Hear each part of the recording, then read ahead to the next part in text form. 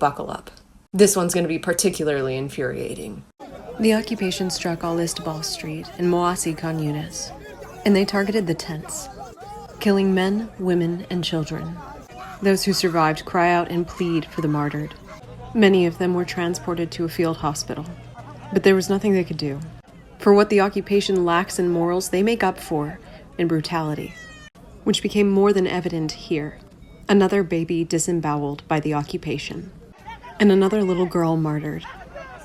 There were a minimum of 10 martyrs from this single strike, and dozens injured, piled on top of trucks, while the world celebrates the Olympics. And then they struck the center of Khan Younis, martyring multiple babies. Body bags are now filled with the pieces of children, yet to be matched to one another. This child wasn't among the body bag, so I owe you an amendment to my original statement. This child wasn't the decapitated child in the body bag.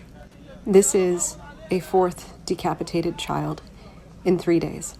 This father has to dig through the body parts of children to identify whether one of them is his, based off of the shape of a foot or a hand that he knew so well.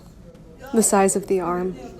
He eventually identifies her from her clothes where they weren't stained in blood.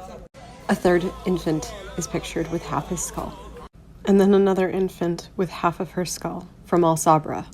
She and her martyred brother were from the Al Ghula family, and this little girl was from the Al Ja'al family home in Al Sabra. The occupation broke her legs in so many places that they now move like jelly. The doctors warned that this may lead to her needing amputations of both of her legs. The children and their parents are starving, literally being reduced to skin and bone. This child is scarcely older than 2. This child needs a medical evac, but Netanyahu has suspended all medical evacuations of Gaza children. For you see, in Majdal Shams, a strike hit a soccer field. This was a Druze community in the occupied Golan Heights. They live under Israeli occupation, and 80% of their citizens have refused Israeli citizenship.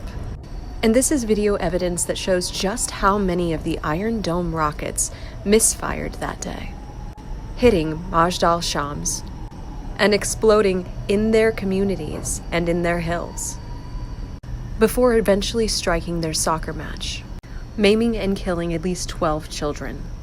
And eyewitnesses on the ground say that the rocket that struck the soccer match was from the Iron Dome.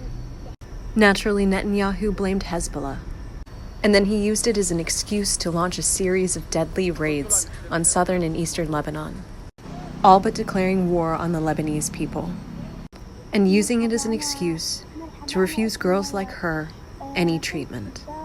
In Bethlehem, his pet soldiers destroy monuments to the martyrs, in a clear demonstration of their superior morals. And settlers join in, setting fire to vehicles and spray painting vehicles with messages of revenge. And now they forcibly displace Nusayrat and Burej. But it wasn't long after the orders went out that they lit fire to the homes in Burej, offering them very little time to evacuate. And I am still looking for any evidence of morals.